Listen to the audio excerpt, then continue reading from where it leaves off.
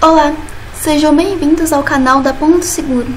Hoje estaremos introduzindo o primeiro módulo de primeiros socorros. Conteúdo: conceitos e importância, aspectos legais, noções básicas de anatomia, sistema respiratório, circulação sanguínea, batimentos cardíacos, avaliação primária, obstrução respiratória, parada cardiorrespiratória, hemorragias, ferimentos, queimaduras, ferimentos em tecidos moles e fraturas. Conceito: os primeiros socorros refere-se ao atendimento prestado a uma pessoa vítima de um acidente ou de um mal súbito. Primeiros socorros não substituem a necessidade dos serviços médicos profissionais. Consiste somente na assistência temporária a ser prestada até que o atendimento médico profissional possa chegar. Resgate, SAMU, bombeiros e planos de saúde. Importância: os primeiros socorros podem simplesmente significar a incrível diferença entre a vida e a morte. O problema reside no fato de que, na maioria dos casos de emergência, nem a vítima nem a pessoa que está socorrendo são capazes de reconhecer os sintomas básicos, por exemplo, de um ataque cardíaco. Aspectos legais: obrigação legal: quando a função profissional exigir, quando pré-existir uma responsabilidade intrínseca, após iniciar o atendimento de socorro. Abandono de vítima: um abandono refere-se ao fato de um socorrista que, após iniciar o auxílio de uma vítima, interrompe o atendimento antes que o socorro profissional ou outro socorrista chegue ao local para substituí-lo. Após iniciar os socorros, um socorrista não poderá interromper o atendimento até ser substituído por alguém que possua treinamento igual ou de maior nível, ou até que a vítima recuse o atendimento. Sistema respiratório: o sistema respiratório são divididos em duas partes: as vias aéreas superiores, compostas por cavidade nasal, cavidade oral e a faringe, e as vias aéreas inferiores, que são compostas pelos brônquios, os pulmões direito e esquerdo e a traqueia, e os alvéolos. Função do sistema respiratório: entrada e saída de ar entre a atmosfera e os alvéolos pulmonares, troca de oxigênio e de gás carbônico entre os alvéolos e o sangue, hematose. A ventilação pulmonar divide-se em inspiração e expiração. Sistema respiratório: frequência de 12 a 120 movimentos por minuto.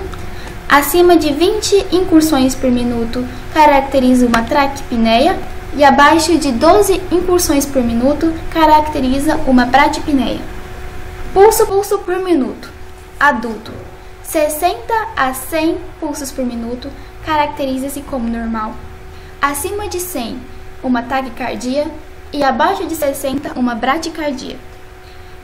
Em crianças de 1 a 8 anos, entre 80 a 120, caracteriza-se como normal. Acima de 120 pulsos por minuto, uma taquicardia, e abaixo de 80, uma bradicardia. Em um bebê de 0 a 1 anos,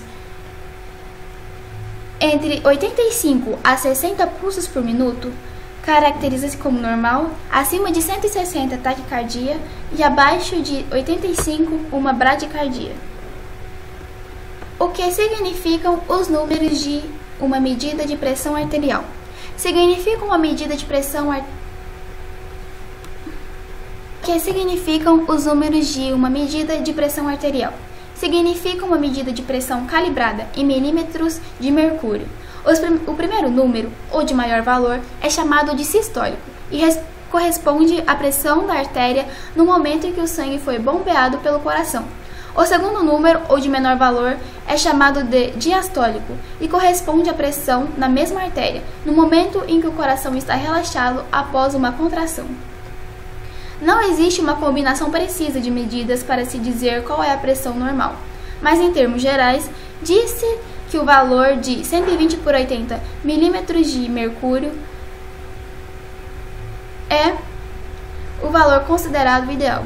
Contudo, medidas até 140 milímetros de mercúrio para a pressão sistólica e 90 milímetros de mercúrio para a diastólica podem ser aceitas como normais. O local mais comum de verificação da pressão arterial é no braço, usando como ponto de ausculta a artéria braquial. O equipamento usado é o esfigmomanômetro, ou tensiômetro, vulgarmente chamado de manguito, e para auscultar os batimentos usa-se o estetoscópio. Tabela de valores médios normais de pressão arterial. Idade em anos, pressão arterial em milímetros por mercúrio. 4 anos, 85 por 60, 6 anos, 95 por 62, 10 anos, 100 por 65, 12 anos, 108 por 67, 16 anos, 118 por 75, um adulto, 120 por 80 e um idoso, 140 a 160 por 90 a 100 milímetros de mercúrio. Sistema circulatório: sangue, coração, artérias e veias.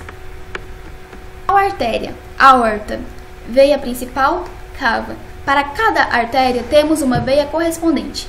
Em geral, as veias têm o mesmo nome das artérias que as acompanham.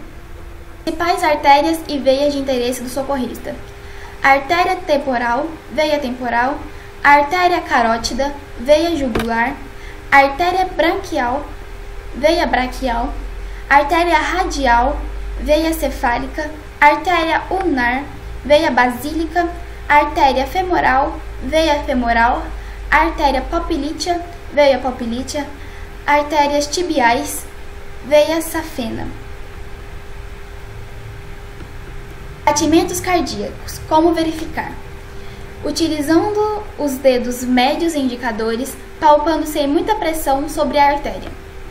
Locais onde as artérias e as veias principais encontram-se no corpo humano. Artérias e veias temporais: carótida, jugular, braquial, radial, ulnar, femoral e popilítea.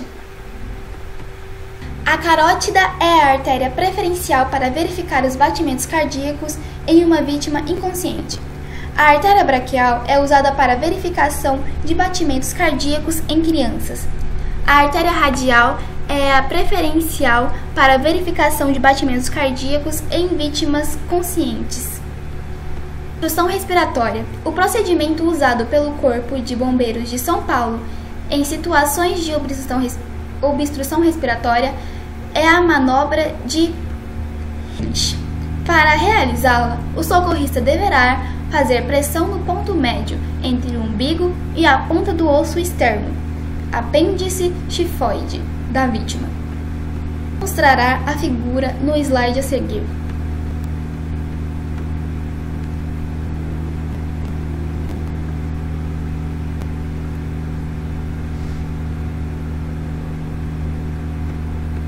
Parada cardiorrespiratória.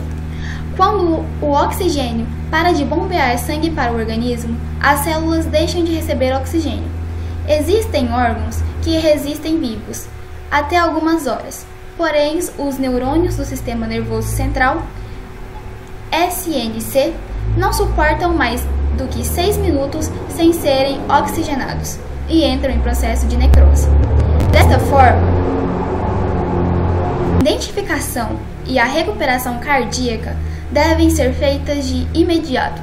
Caso haja demora na recuperação cardíaca, o SNC pode sofrer lesões graves e irreversíveis, podendo levar a vítima à morte. Parada cardiorrespiratória. Identificação: inconsciência, ausência de respiração e ausência de circulação.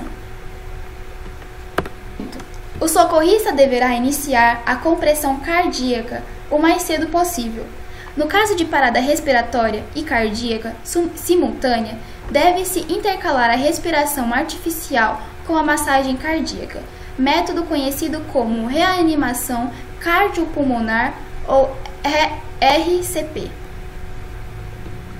A RCP será efetuada com um ou dois socorristas da mesma forma e será realizado tanto para recém-nascido abaixo de 1 ano crianças de 1 a 8 anos e adulto acima de 8 anos. Serão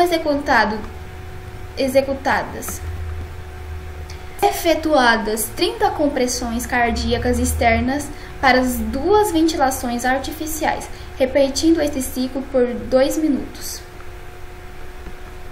Manobra quantas vezes quanto forem necessárias, até reestabelecer a ventilação espontânea, obedecendo a técnica e frequência adequada.